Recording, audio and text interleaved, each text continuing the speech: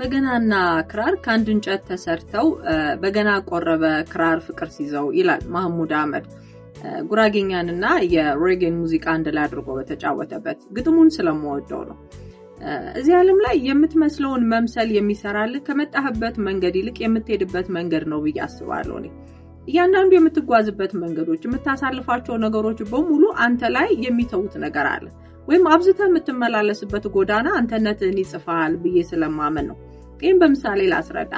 ለምሳሌ የምትጓዝበት መንገድ አዋራማ ነው ብለን እናስብ እና ያንን አዋራማ መንገድ ልክ ተጉዘ ጨርሰ አጎንብሰ ጫማህን ብታየው አዋራውን በትክክል ጫማህ ላይ ታገኘዋለህ። ልክ እንደዛ ሁሉ የምትሄድባቸው ቦታዎች በሙሉ ስለማንነትህ የሚነግሩህ ነገር አንተነት ላይ ይጻፋል። ወይም ደግሞ በጣም የጨቀየ መንገድ ውስጥ ትሄዳለህ እንበል። ልክ መንገዱን ጨርሰ አጎንብሰ ጫማህን ስታየው ጭቃውን ታየዋለህ አይደል? ልክ እንደዛ ሁሉ የጨቀየ አስተሳሰብ ውስጥ ቆይተህ ስትመጣ ልብ ውስጥ የምታገኘው የጨቀየ ማንነት ልክ ከዛ ውስጥ የተቀዳ ነው። እኔ ከብዙዎች ጋር ማልስማማበት ነገር አለ። ብዙ ሰው የምትሄድበት ቦታ ይመስለዋል ማንነትን የሚቀርጸው። ቦታዎቹ አስተዋጽኦ አላቸው። ነገር ግን ከሚሄድበት ቦታ ይልቅ የምትውልባቸው ሰዎች የበለጠ አስተዋጽኦ አላቸው ብዬ አስባለሁ።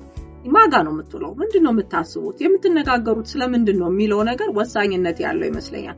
ብዙ ሰው እኮ ቅዱስ የሚባል ቦታ ውሎ አስቀያሚ ነገሮችን ሰርቶ ይመጣል። ወይም ደግሞ ክፉ ቦታዎችን ውሎ መልካም ሰዎች ጋር ስለዋለ ብቻ መልካም ነገሮችን ሰርቶ ቢመጣ ሰው አለና የምትውልበት ቦታ አስተዋጽኦ እንዳለው ሁሉ የምትውላቸው ሰዎች ወይም የምታነሳቸው ሐሳቦች በራሳቸው በጣም ከፍተኛ አስተዋጽኦ አላቸው። ይህንን በምሳሌ ላስረዳ። ለምሳሌ ግሪኮችን በጣም ከምንወዳቸው ከምናደንቃቸው ፈላስፋዎች ጋር ውለው የሚሰጡትን ማንነት ታያለህ። አጎራ የሚባል ገበያ ያላቸው ግሪኮች በፊት ሶቅራጠስ ወይም ደግሞ ባለፋኖሱ ዲዮጋንስን ብዙዎቻችን የምናውቀው የሚውሉት እዚህ ገበያ ላይ ነበር እና ገበያውን እንደ መድረክ ይጠቀሙበታል። ትልልቅ ክርክሮች ያዘጋጁበታል። መስመሮች አሉት። የሚነጋገሩበት ነገር አለ። ፈላስፋዎች ናቸው። ሐሳብ ያነሳሉ፣ ይጥላሉና ባለገበያተኛው በዚህ ክርክር ይሳተፋል። ክርክሩን ያዳምጣል፣ አስተያየት ይሰጣል። የሚገርም ነገር ገበያተኛው መንደሬውና አገሬው የሚቀርበት ነገር አይደለም። ምክንያቱ ደግሞ አሁንም ላይ ጥቅጥቅ ያሉ አገሮች ወይም አንዳንድ ቦታዎች ሄደ ስታይ ገበያ አይቀርም። ምክንያቱም ገበያን ካልሄድክና ካልገበየ በስተቀር እንደ ልብ በየቦታው ማታገኝባቸው ሁኔታዎች ስላሉ እና እዛ ገበያ ላይ የሚሸጠው ሊሸጥ የሚገዛው ሊገዛ ደላላውም ሌባውም እዛ ገበያ ላይ ይመጣል እና እዚህ ክርክር ተሳታፊ ይሆናል። ሶቅራጠስና ሌሎቹም ክርክሩን በሚያካሂዱበት ጊዜ ባለገበያተኛው ሐሳቡን ይመዝናል። ከዛም አልፎ ደግሞ ወደ ቤቱ ሄዶ የሚቀጥለው ገበያ እስከሚመጣ ድረስ ሐሳቦቹን ያብሰለስላቸዋል፣ ይለካቸዋል፣ ይመዝናቸዋል። የትኛውም ባለቂኔ ከሚመዝነው በላይ የነሶቅራጠስን ሐሳብ የሚመዝነው ገበያተኛውና ሀገሬው ነበር እና ቀላል ዕውቀት አልነበረውም ማለት ነው።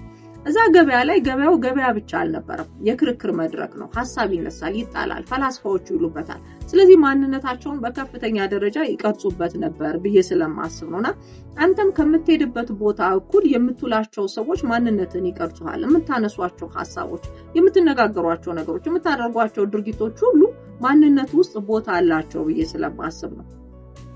ወደ ተነሳንበት ነጥብ እንለፍ። እንደ መሐሙድ ግጥም ክራር ፍቅር ይዞታል እና የክራርን ፍቅር አሰብኩት። እዚህ ምድር ላይ በገና አምላኩን አግኝቷል አይደለ? ፍቅር ደግሞ ትልቁን ነገር የሚሰጥ ይመስለኛል። እኔ በፍቅር እዚህ ምድር ላይ ካሉ ነገሮች በሙሉ ትልቁ ድርሻ ያለው ነገር ነው ብዬ ስለማምን ነው። ወደህና ፈቅደህ ጎንበስ ብለህ ማንነትን የምትሰጥበት ነገር ነው። ፍቅር ማንነትን ነው የሚወስደው፣ ማንነትን ነው የሚጠይቅህ። እዚህ ምድር ላይ ምንም ነገር ስጦታ ልትሰጥ ይችላል፣ ግን ራስን የምትሰጠው ለፍቅር ብቻ ነው። ሰዎች ወደውና ፈቅደው ጎንበስ ብለው ማንነታቸውን ሁሉ ጥለው የሚሰግዱለት ነገር ፍቅር ነው እና ለፍቅር ሲል ነው አምላክ ከሰማይ የመጣው ብለን እናስባለን አይደለም? እንኳን አደረሳችሁ።